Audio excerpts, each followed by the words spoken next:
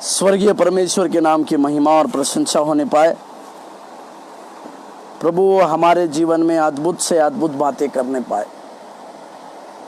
उसके खोजियों को परमेश्वर किसी भी भली चीज़ों की आवश्यकता, भली चीज़ों को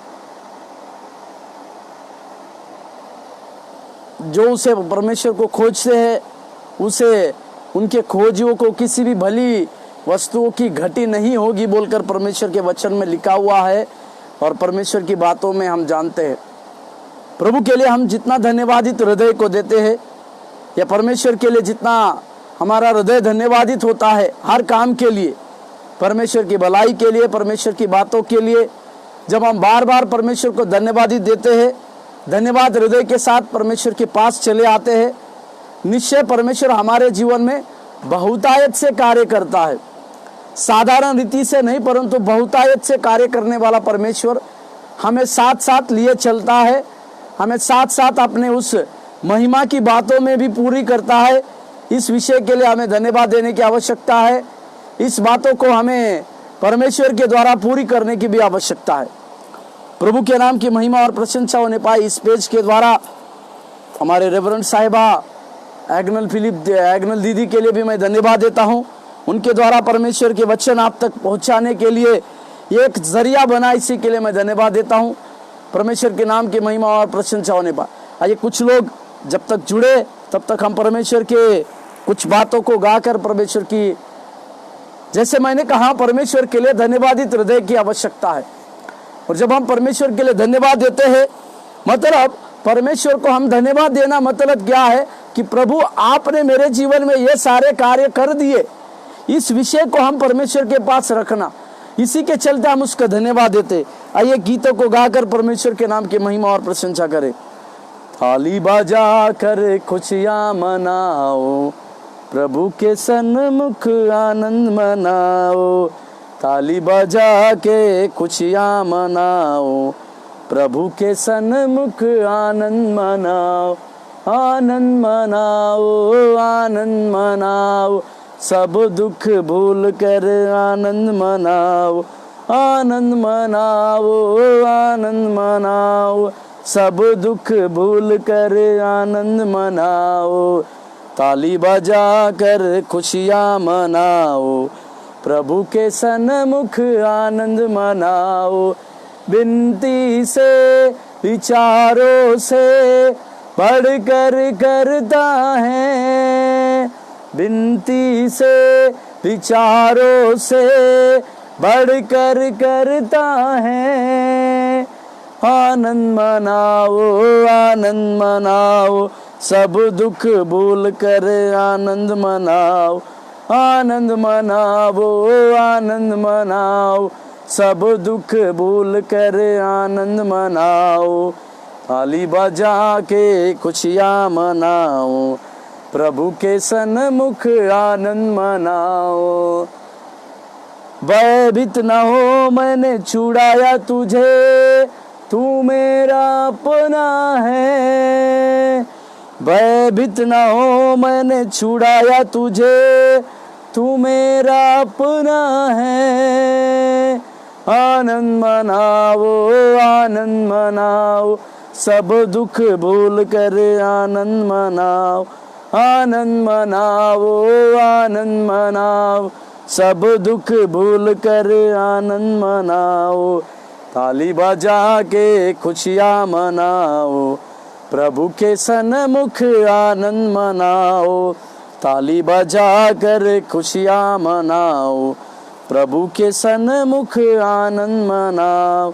निश्चय भलाई और करुणा जीवन भर साथ सदा।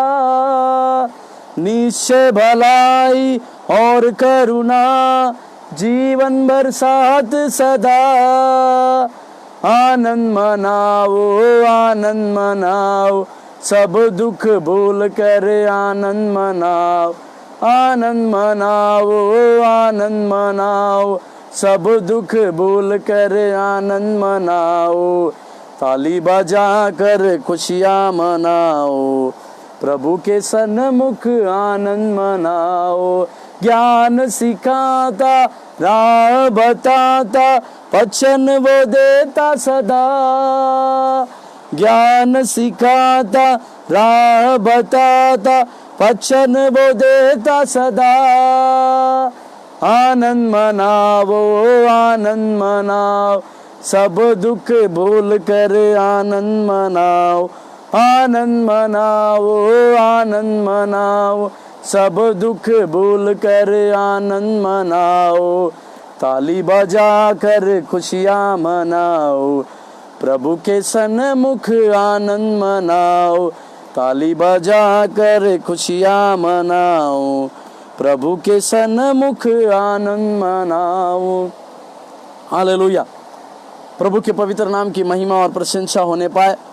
प्रभु हमारे जीवन में आनंद की भरपूरी देने पाए। जैसे फिलिपियोस को पौलुस ने लिखा, प्रभु में सर्वदा आनंदित हो। और मैं फिर से कहता हूँ, परमेश्वर में सदा आनंदित हो। परमेश्वर अपने ज्ञान की और आनंद की आत्मा हमारे ऊपर उंडेलने पाए। परमेश्वर हमें ज्ञान से भरकर उसके हर एक कार्यों के लिए धन्यवाद के साथ जब हम परमेश्वर के सम्मुख में आए, प्रभु हमारे जीवन में बहुतायत से कार्य करने पाए।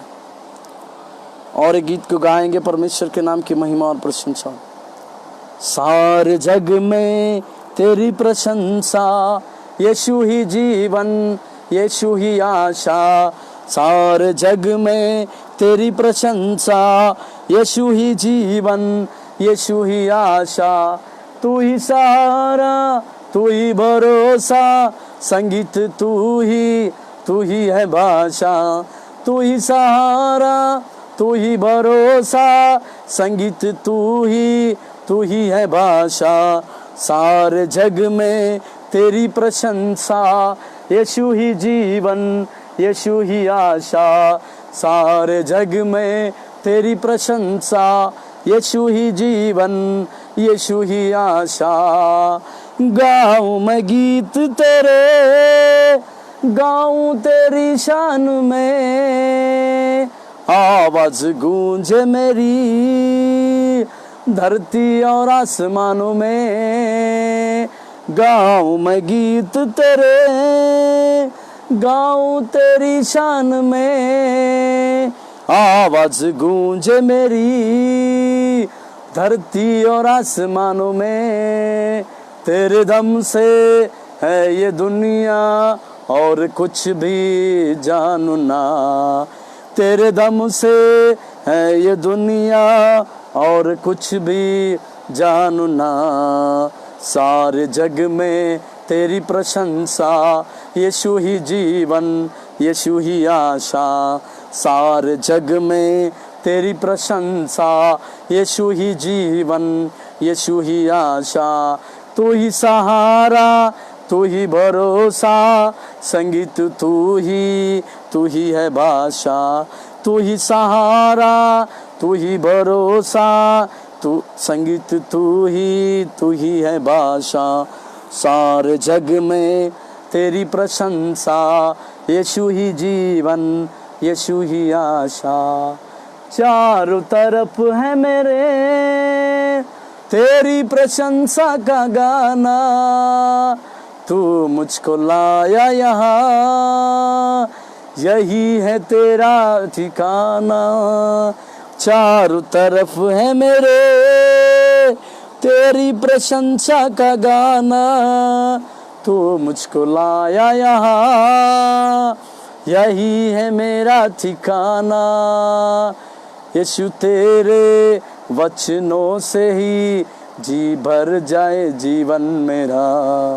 यीशु तेरे ही वचनों से भर जाए जीवन मेरा। सारे जग में तेरी प्रशंसा, यीशु ही जीवन यीशु ही आशा।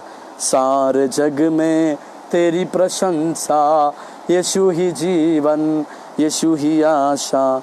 तू ही सहारा तू ही भरोसा, संगीत तू ही है भाषा।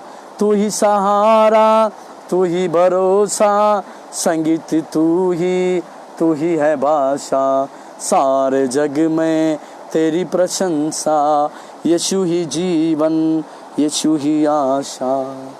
आइए अपने आंखों को बंद करें, परमेश्वर की उपस्थिति में चले आए और परमेश्वर के नाम को महिमा करें।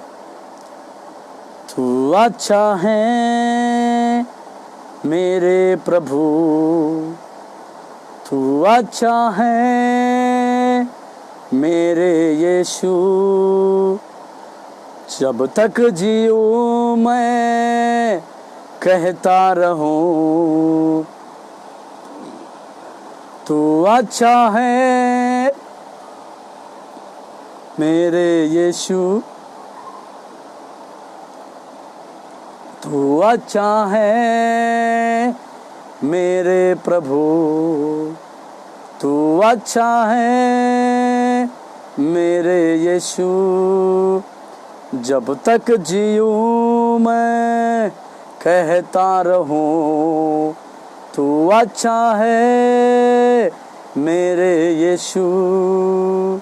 जब शत्रु वार करने लगे, मेरे निकट सब गिरने लगे, जब शत्रु वार करने लगे, मेरे निकट सब गिरने लगे, उसने कहा तेरी ढाल मैं हूँ, नहीं छू सकता जब साथ हूँ, उसने कहा तेरी ढाल मैं हूँ, नहीं छू सकता जब साथ हूँ, तू अच्छा है मेरे प्रभु, तू अच्छा है मेरे यीशु, जब तक जीऊं मैं कहता रहूं, तू अच्छा है मेरे यीशु। जब शत्रु वार, हालेलुया,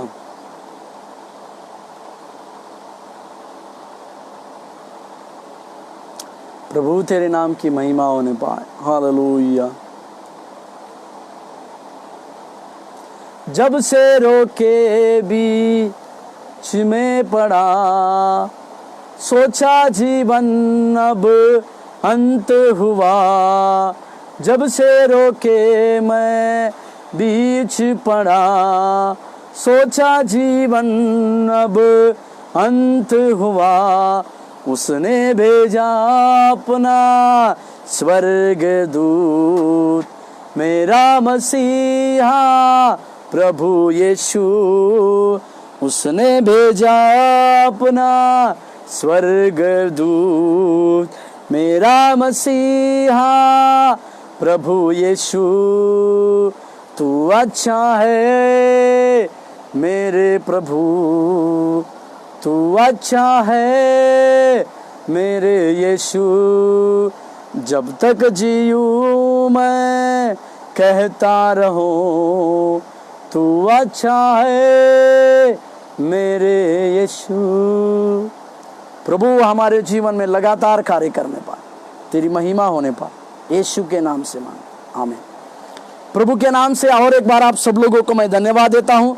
हमारे पास्टर इन साहिबा के लिए भी, एग्नल दीदी के लिए भी मैं धन्यवाद देता हूँ।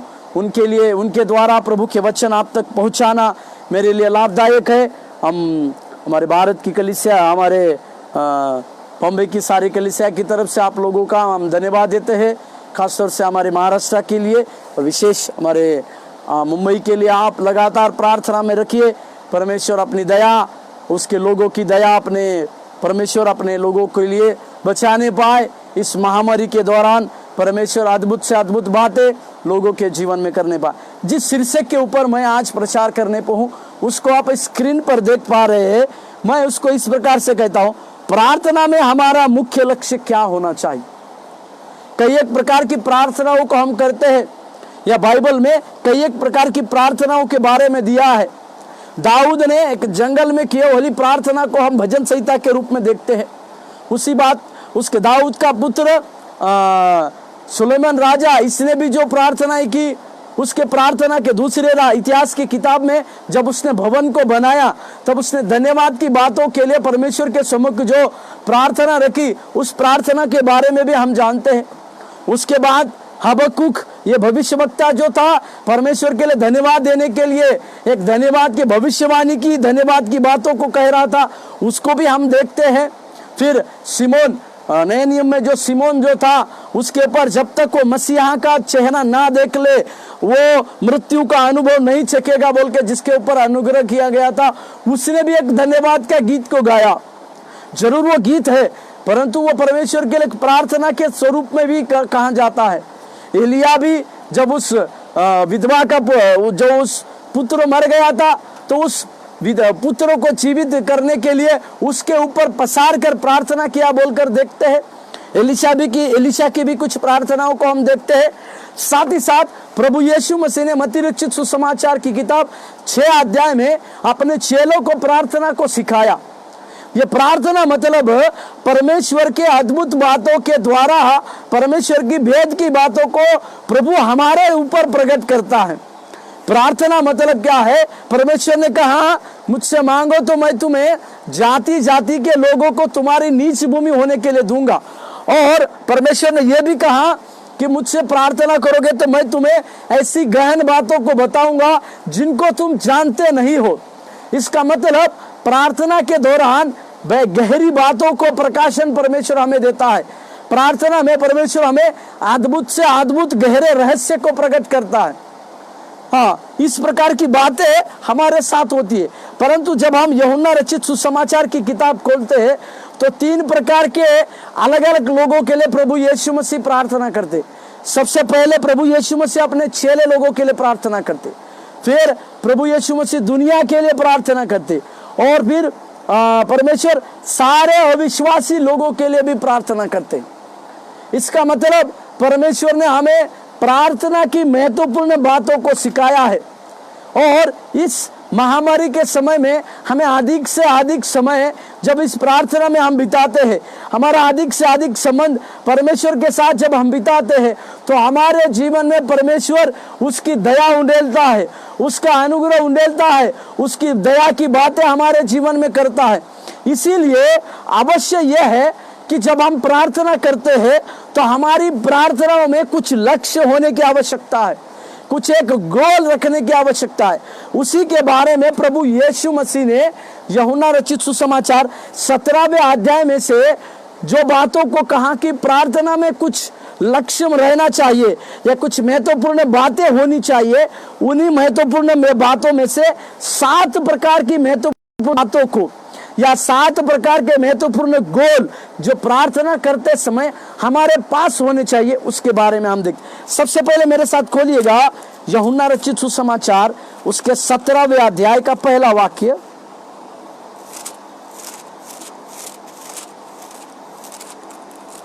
यूहन्ना रचित सुसमाचार उसके 17वें अध्याय का पहला वाक्य। जैसे मैंने कहा कि सबसे पहले प्रभु यीशु मसीह इस 17वें अध्याय के 1 वचन से लेकर 5वें वचन तक स्वयं के लिए प्रार्थना करते हैं।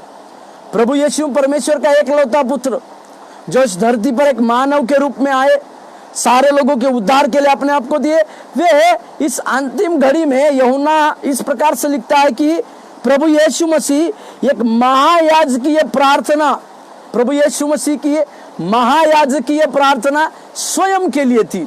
यूहन्ना रचित सुसमाचार पहले 17 अध्याय के पहले वचन से 5वें वचन तक। उसके बाद प्रभु यीशु मसीह ने सारे चेले लोगों के लिए प्रार्थना किया।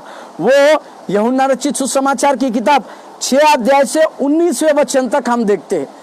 यूहन्ना रचित सुसमाचार 17 अध्याय, माफ कीजिएगा, यूहन्ना रचित सुसमाचार 17 अध्याय 6 वचन से 19वें वचन तक की बातों को जब हम पढ़ते हैं तो वहां पर प्रभु यीशु मसीह अपने चेलों के लिए प्रार्थना करते, और उसके बाद प्रभु यीशु मसीह सारे विश्वासियों के लिए प्रार्थना करते हैं। वो है यूहन्ना रचित सुसमाचार 17वें अध्याय 20 वचन से 26वें वचन तक सारे विश्वासी लोगों के लिए प्रार्थना करते।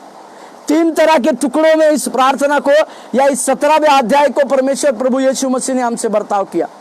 ये 3 प्रकार की प्रार्थना ही है। स्वयं के लिए महायाजकीय प्रार्थना हो, चेलों के लिए प्रार्थना हो, या सभी विश्वासियों के लिए प्रार्थना, 3 स्तर की प्रार्थना को प्रभु यीशु मसीह ने किया। और आज हम उस प्रार्थना में जो परमेश्वर प्रभु यीशु मसीह ने किया, उसमें के कुछ महत्वपूर्ण 7 लक्ष्य की बातों को हम देखेंगे। 7 प्रकार के लक्ष्य हमारी प्रार्थनाओं में होने की आवश्यकता है। 7 प्रकार के महत्वपूर्ण लक्ष्य हमारे होने की आवश्यकता है। पहले मेरे साथ खोलिएगा 17 अध्याय का पहला वाक्य, यूहन्ना रचित सुसमाचार 17 अध्याय के पहले वाक्य। वो इस मेरे साथ खोलिएगा यूहन्ना रचित सुसमाचार 17 अध्याय का पहला वाक्य। यीशु ने ये बातें कही और अपनी आंखें आकाश की ओर उठाकर कहा, हे पिता, वह घड़ी आ पहुंची है, अपने पुत्र की महिमा कर कि पुत्र भी तेरी महिमा करे। अपनी आंखें उठाकर आकाश की ओर देखा। इसका मतलब प्रभु यीशु मसीह एक स्वयं याजकीय प्रार्थना कर रहे हैं। जब हम प्रार्थना करते हैं तो हमें अवश्य ये बातों को स्मरण रखना है। आकाश की ओर हाथों को उठाने के बारे में प्रार्थना बताती है। कई एक प्रभावशाली प्रार्थनाओं के बारे में हम देखते हैं। उस व्यक्ति को मैं उस बच्चे को याद दिलाना चाहता हूं मैं, जो यूहन्ना के 6 अध्याय में और चारों गॉस्पेल में लिखा हुआ है।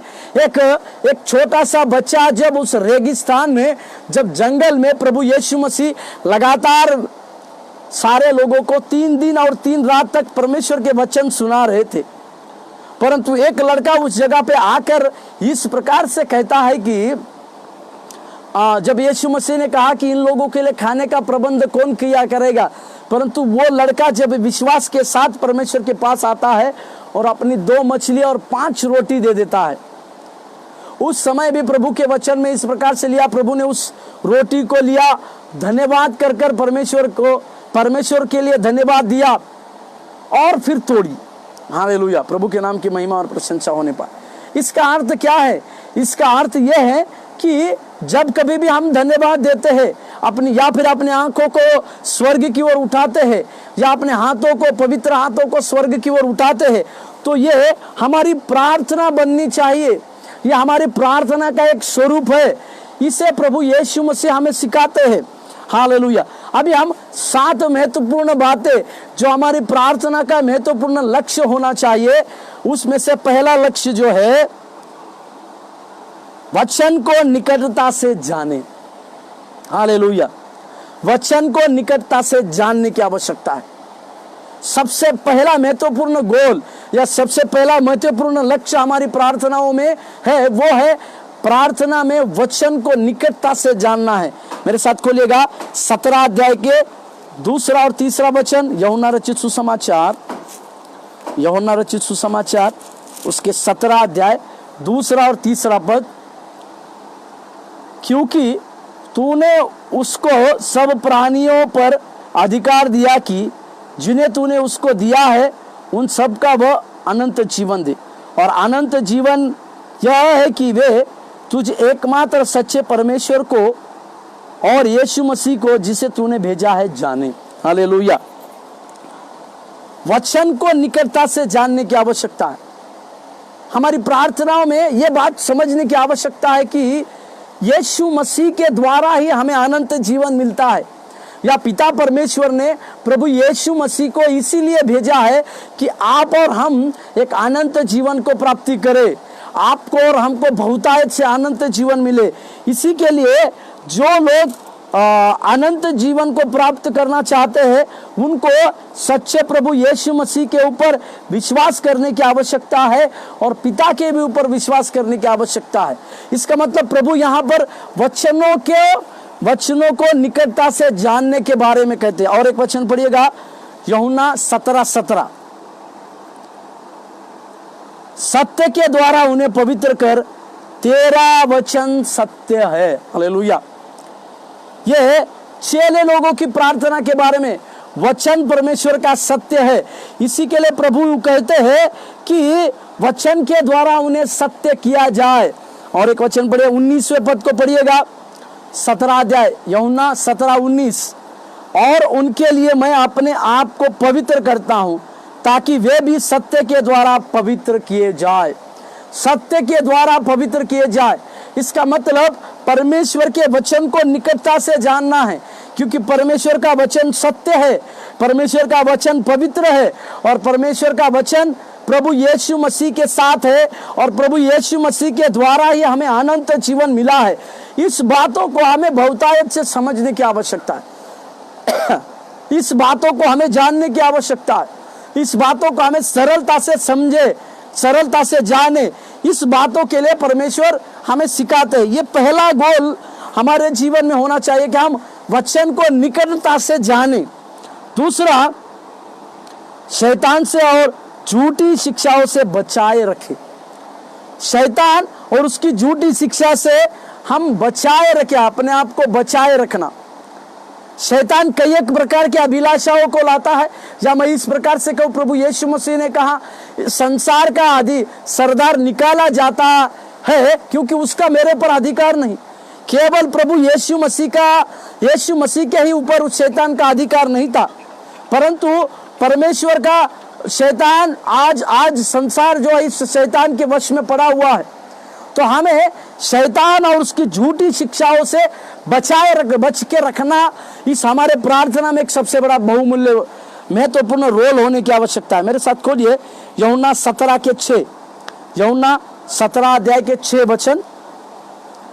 मैंने तेरा नाम उन मनुष्य पर प्रकट किया जिन्हें तूने जगत में से मुझे दिया, वे तेरे थे और तूने उन्हें मुझे दिया और उन्होंने तेरे वचन को मान लिया। यहाँ पर प्रभु यीशु मसीह कहते जगत में से परमेश्वर ने उसके कुछ लोगों को चुना है। इसका अर्थ क्या है कि क्यों परमेश्वर ने जगत में से कुछ ही लोगों को चुना है? क्योंकि आज जगत में शैतान के वश में कुछ लोग पाए जाते हैं। इसी के लिए परमेश्वर ने, एक वचन और पढ़िएगा मेरे साथ, यूहन्ना रचित सुसमाचार 15वें अध्याय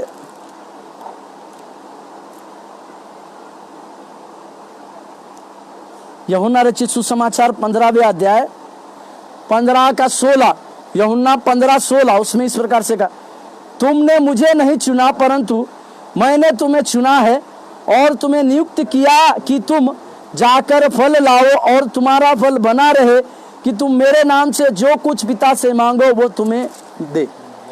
इसका मतलब शैतान और उसकी झूठी शिक्षा से हमें बचाए रखने की आवश्यकता है। हमारी प्रार्थनाओं में ये दूसरा महत्वपूर्ण गोल या मुख्य लक्ष्य है कि जब हम प्रार्थना करें तो शैतान और उसकी झूठी शिक्षा के संबंध में हम बचाए रखते हैं या हम बचाए रखे जाने की आवश्यकता है, प्रभु के वचन के द्वारा, प्रभु यीशु मसीह के कहे हुए बातों के द्वारा। और एक वचन मेरे साथ पढ़िएगा, यूहन्ना रचित सुसमाचार 17 अध्याय के 11वें पद, यूहन्ना 17:11। मैं अब जगत में न रहूंगा परंतु ये जगत में रहेंगे और मैं तेरे पास आता हूं।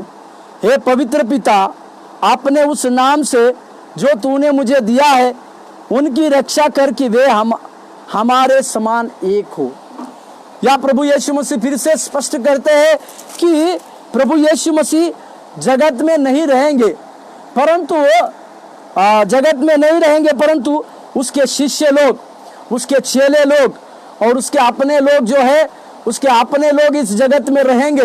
परंतु परमेश्वर ये भी कहते हैं कि जब ये उसके लोग रहेंगे तो परमेश्वर उनको संभाले रखने पाए, परमेश्वर उनके साथ कार्य करने पाए और प्रभु उनकी दया के साथ हमें संभाले रखने की बातें हैं। और वचन पढ़िएगा, यूहन्ना 17 अध्याय 14 वचन से 17 वचन तक। यूहन्ना 17 अध्याय 14 से 17, 14वें वचन।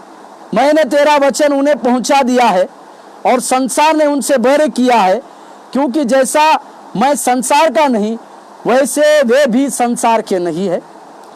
मैं यह विनती नहीं करता कि तू उन्हें जगत से उठा ले, परंतु यह कि तू उन्हें उस दुष्ट से बचाए रख, उस दुष्ट से बचाए रख। इसका मतलब प्रभु यीशु मसीह खुद हमारे लिए एक विनती करते हैं कि उस दुष्ट के चाल से, उस दुष्ट से बचाए रख। क्योंकि प्रभु यीशु मसीह ने पतरस को कहा, हे पतरस, शैतान ने तुम्हें मांग लिया है कि तुमको परखे, परंतु विश्वास करो कि मैंने तुम्हारे लिए प्रार्थना की। मतलब शैतान की बातें, शैतान ये चाहता है कि वो हमें परखे या हमें नष्ट करे, परंतु प्रभु हमारे लिए विनती करता है कि वो शैतान के दुष्ट बातों से हमें बचाए रखे। और वचन, जैसे मैं संसार का नहीं वैसे वे भी संसार के नहीं, सत्य के वचन द्वारा उन्हें पवित्र कर, तेरा वचन सत्य है। दूसरी महत्वपूर्ण गोल या दूसरी महत्वपूर्ण मुख्य बात हमारे प्रार्थना में यह होनी चाहिए, शैतान और उसकी झूठी शिक्षाएं से हम बचाए रखे। या हमें यह प्रार्थना करनी चाहिए कि प्रभु शैतान और उसकी झूठी शिक्षा से हमें बचाए रख, क्योंकि पतरस ने कहा, मेरे साथ खोलिए पहला पतरस की किताब 5:8, पहला पतरस 5:8 में, सचेत हो और जागते रहो, क्योंकि तुम्हारा विरोधी शैतान गरजने वाले सिंह के समान इस खोज में रहता है कि किसको फाड़ डाले। हमें सचेत रहने की आवश्यकता है, प्रभु के प्रार्थना में लगे रहने की आवश्यकता है, क्योंकि शैतान इस खोज में रहता है कि किसको फाड़ खाए, किसको दुख पहुंचाए, किसको कष्ट पहुंचाए। इसकी खोज में शैतान रहता है। इसी के लिए हमें अवश्य इस बातों को समझना है कि हमें शैतान और उसकी झूठी शिक्षा से बचाए रखने का महत्वपूर्ण प्रार्थना का बात परमेश्वर को करने की आवश्यकता है। तीसरा हमारा महत्वपूर्ण लक्ष्य क्या होना चाहिए? यीशु के आनंद की भरपूरी में बने रहे। हालेलुया। प्रभु यीशु के आनंद की भरपूरी में हमें बने रहने की आवश्यकता है। तीसरा हमारा महत्वपूर्ण मुख्य प्रार्थना का मुख्य लक्ष्य मतलब यीशु मसीह के आनंद की भरपूरी में हमें रहने की आवश्यकता है। प्रभु का आनंद, जैसे एक गीतकार ने कहा, प्रभु का आनंद है मेरी ताकत, संसार में यीशु है मेरी ताकत, वो मेरा आनंद हर एक दिन में, वो मेरा सहारा है, वो मेरा आनंद हर एक दिन में, वो मेरा सहारा है। इसका मतलब परमेश्वर का आनंद हमारी एक ताकत बनने की आवश्यकता है, जिसको भजनकार की किताब में हमें लिखते हैं। यहाँ इसी वचन में यीशु के आनंद की भरपूरी में हमें बने रहना है। ना केवल प्रभु फिलिप्पिस ने जैसे कहा परमेश्वर में आनंदित हो, परंतु हमें आनंदित तो होना है, परंतु प्रभु की भरपूरी के आनंद में बने रहना है। मेरे साथ खोलिए यूहन्ना 17:13, यूहन्ना 17:13, अब मैं तेरे पास आता हूँ और ये बातें जगत में कहता हूँ कि मेरा आनंद अपने में पूरा, कि वे मेरा आनंद मेरे आनंद अपने में पूरा पाए। हालेलुया। प्रभु यीशु इस प्रकार से कहते हैं कि उसके आनंद की भरपूरी में वो हमें ले चलना चाहता है। हालेलुया। प्रभु के नाम की महिमा और प्रशंसा। ये तीसरा महत्वपूर्ण गोल हमारे प्रार्थना के मुख्य लक्ष्य में होना चाहिए कि प्रभु के आनंद की भरपूरी में हम होते जाए। मतलब आनंद की भरपूरी में बनते जाए, मतलब ये एक दिन का आनंद में नहीं, 1 घंटे के आनंद में नहीं, परंतु लगातार ये कंटिन्यूअस टेंस है। मतलब लगातार चलने वाली प्रक्रिया के अनुसार हमें परमेश्वर के आनंद में लगातार बने रहने की आवश्यकता है। जब हम परमेश्वर के आनंद में बने रहते हैं तो प्रभु उसकी सलाह, उसके कार्य हमारे ऊपर उंडेलता है, उसकी दया की बातें हमारे ऊपर उंडेलता है, उसके अद्भुत से अद्भुत बातें हमारे ऊपर उंडेलता है। इसी बातों को हम परमेश्वर के दया के साथ जब करते हैं तो प्रभु हमारे द्वारा अद्भुत बातों को करता है। हालेलुया। परमेश्वर के नाम की महिमा और प्रशंसा। चौथा मुख्य विषय या चौथा मुख्य लक्ष्य हमारा प्रार्थना के समय पे होना चाहिए, वो ये है हमारे विचार, कार्य और चरित्र में हमें पवित्र होने की आवश्यकता है। हम इस बातों को जानते हैं। पहला पतरस की किताब 1 अध्याय के 16वें पद में इस प्रकार से लिखा हुआ है। पहला पतरस की किताब 1:16,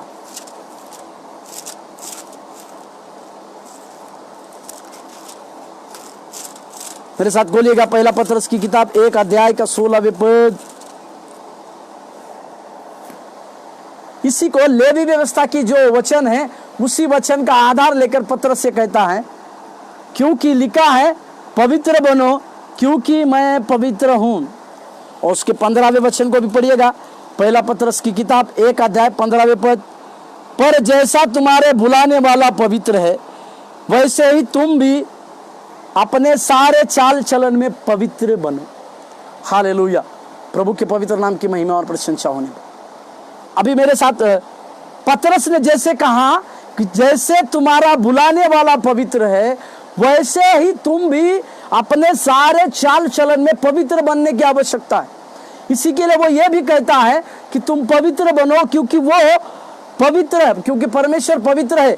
और इसी बातों को प्रभु यीशु मसीह अपने यूहन्ना रचित सुसमाचार की 17वें अध्याय के 17वें वचन में कहते हैं। मेरे साथ खोलिए यूहन्ना 17:17।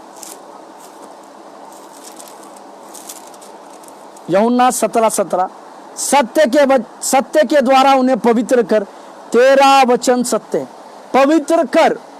प्रभु यीशु मसीह इस प्रकार से कहते हैं कि उनके वचनों के द्वारा ना केवल हमारे विचार को पवित्र, हमारे विचारों में पवित्र होने की आवश्यकता है, हम जो कार्य करते हैं उस कार्यों में हमें पवित्र होने की आवश्यकता है, और हमारे चरित्र में भी पवित्र होने की आवश्यकता है। इसी के लिए पौलुस रोमियो की पत्री उसके 12वें अध्याय में ये बात को कहते हैं। रोमियो की पत्री 12वें अध्याय 1 और 2 वचन, इसीलिए है भाइयों मैं तुमसे परमेश्वर की दया स्मरण दिलाकर विनती करता हूं कि अपने शरीरों को जीवित और पवित्र और परमेश्वर को भावता हुआ बलिदान करके चढ़ाओ, यह तुम्हारी आत्मिक सेवा है।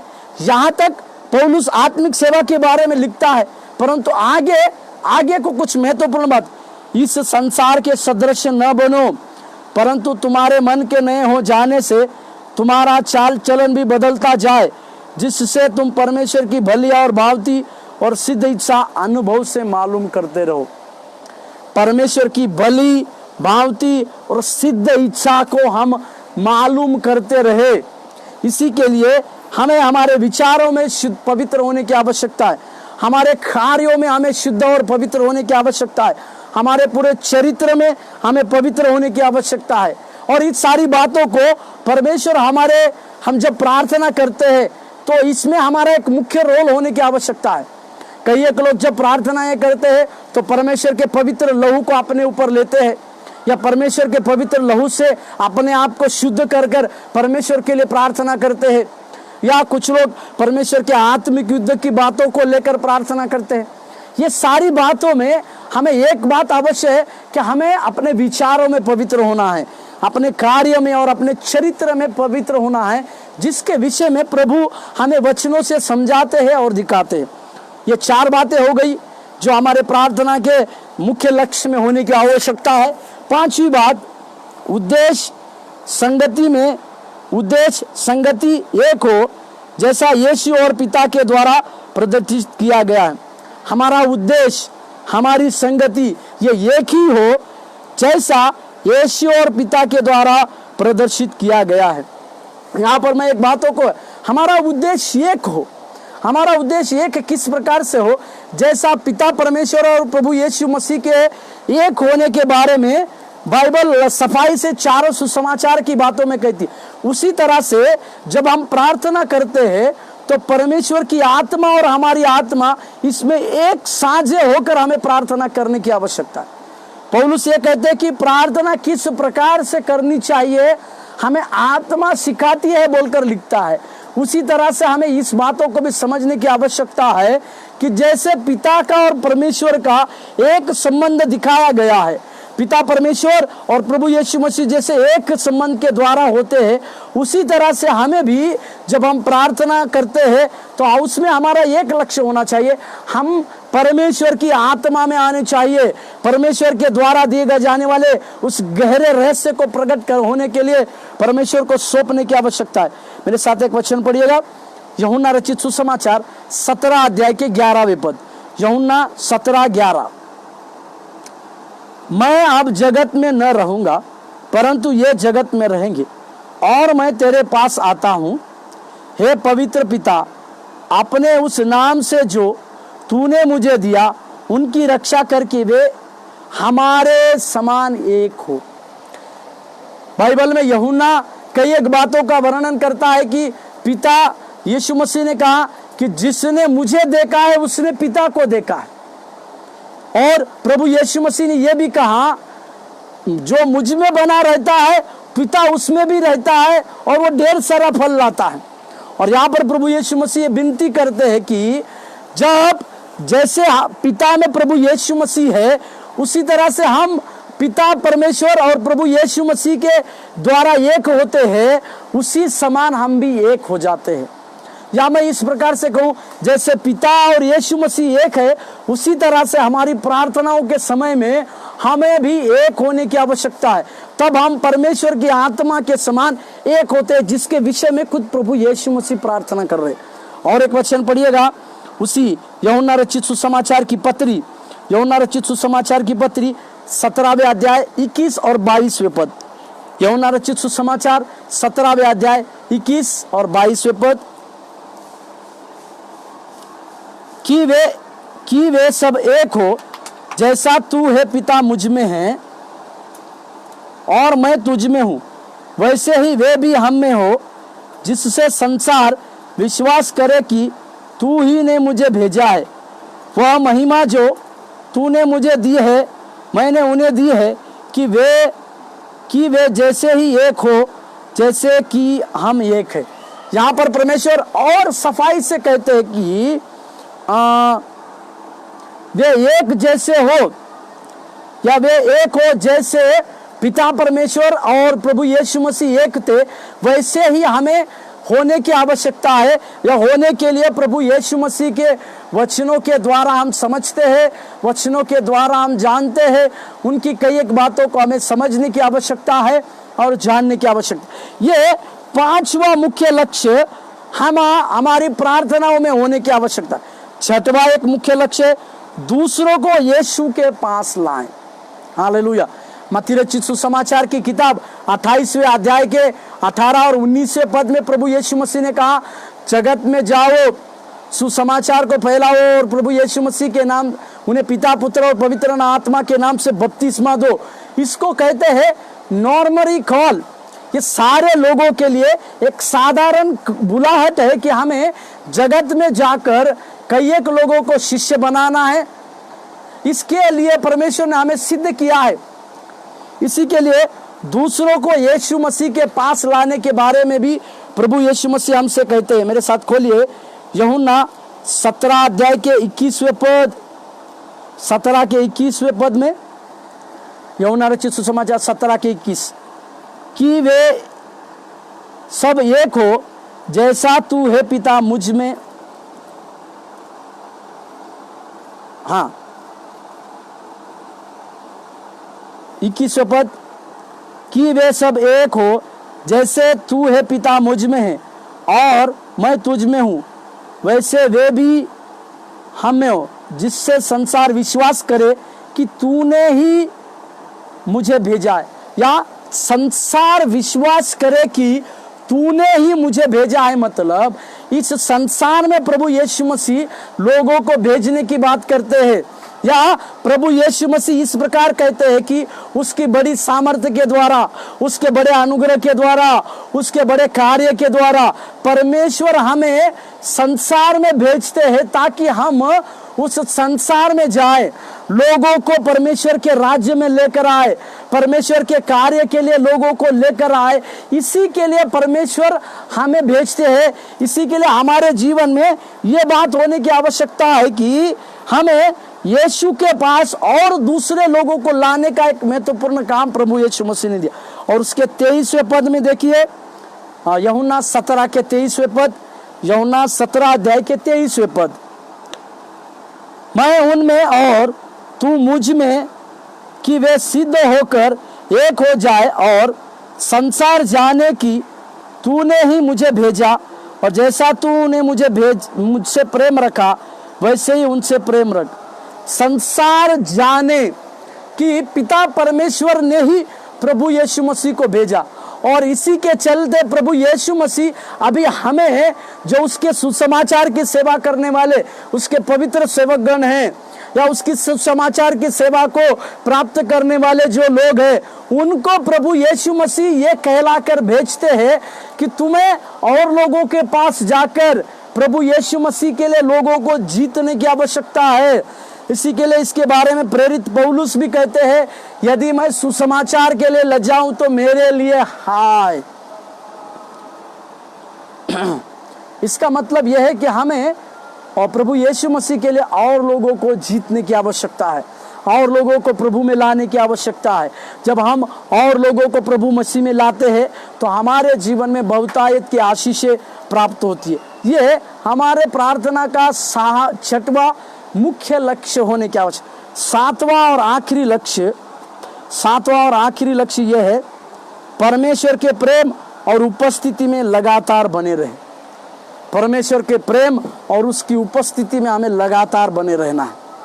बार बार ये शब्द का प्रयोग आ रहा है, लगातार बनना है, लगातार बनना है। इसका मतलब यह है कि हमें परमेश्वर के प्रेम में बने रहना है, क्योंकि याकूब की पत्री 4:8 में इस प्रकार से कहा,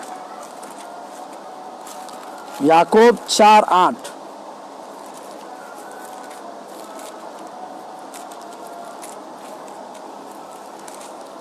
याकूब 4:8, परमेश्वर के निकट आओ तो वह भी तुम्हारे निकट आएगा। हालेलुया, परमेश्वर के पवित्र नाम की महिमा। इसका मतलब उस परमेश्वर के निकट आना, मतलब उस परमेश्वर की उपस्थिति में लगातार रहना। और मेरे साथ खोलिएगा पहला यूहन्ना का पत्री 4 उसके 8वें पद में। पहला यूहन्ना का पत्री 4 के 8वें पद में, जो प्रेम नहीं रखता वो परमेश्वर को नहीं जानता, क्योंकि परमेश्वर प्रेम है। हमें परमेश्वर के प्रेम में लगातार बढ़ना है और परमेश्वर की उपस्थिति में भी लगातार बढ़ना है। और उसी के लिए मेरे साथ खोलिएगा यूहन्ना रचित सुसमाचार 17 के 26वें वचन को। यूहन्ना 17:26,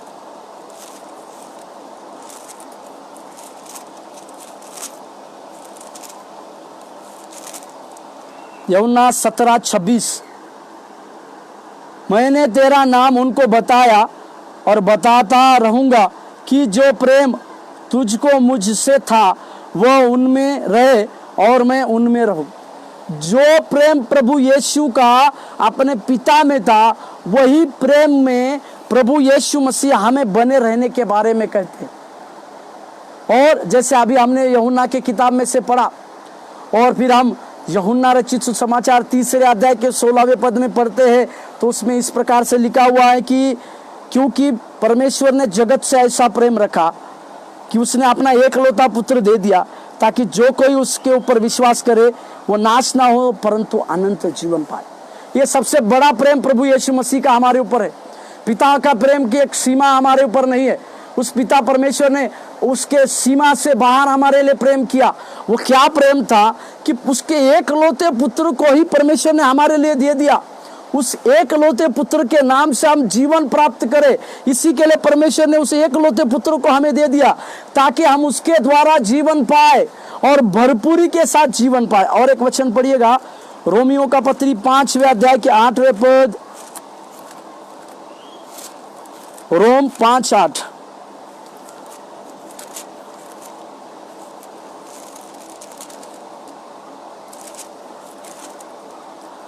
रोमियो का पत्री 5:8, परंतु परमेश्वर हम पर अपने प्रेम की भलाई इस रीति से प्रकट करता है कि जब हम पापी ही थे तो मसीह हमारे लिए मारा गया। इसके कहते हैं प्रेम। ये प्रेम की बड़ी सीमा कहते हैं। इसी के लिए हम उस प्रभु यीशु मसीह को प्रेमी परमेश्वर कहते हैं। हमने उससे प्रेम नहीं किया, परंतु उसने हमसे प्रेम किया है। इसी के लिए उसके प्रेम में, उसकी उपस्थिति में हमें लगातार बढ़ने की आवश्यकता है। और एक वचन पढ़िएगा, पहला यूहन्ना का पत्री 3 के 16, पहला यूहन्ना 3:16, पहला यूहन्ना 3:16,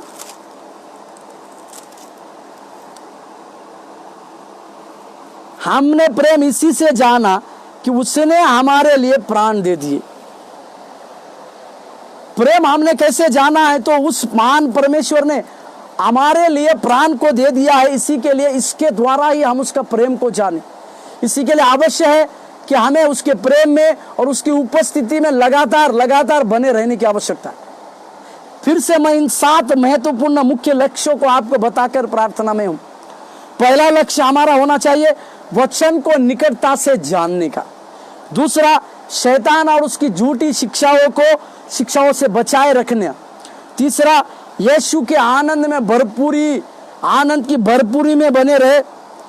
चौथा, अपने विचार, अपने कार्य, अपने चरित्र में हमें पवित्र बनना है।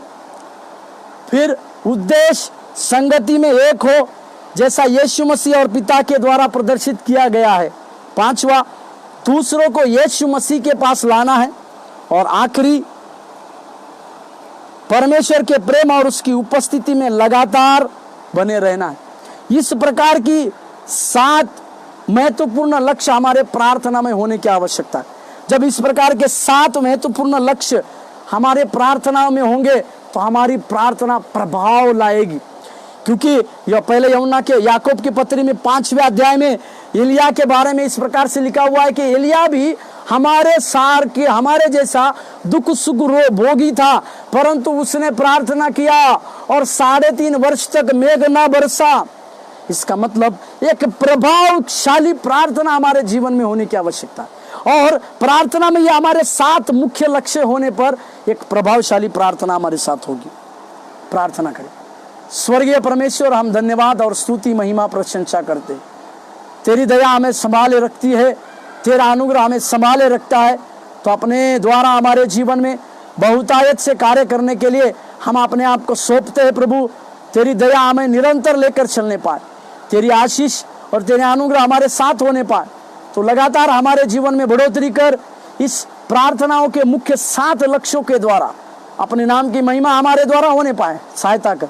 प्रभु यीशु मसीह के नाम से मांगते हैं, आमीन आमीन। प्रभु आप लोगों को आशीष देने पाए। धन्यवाद।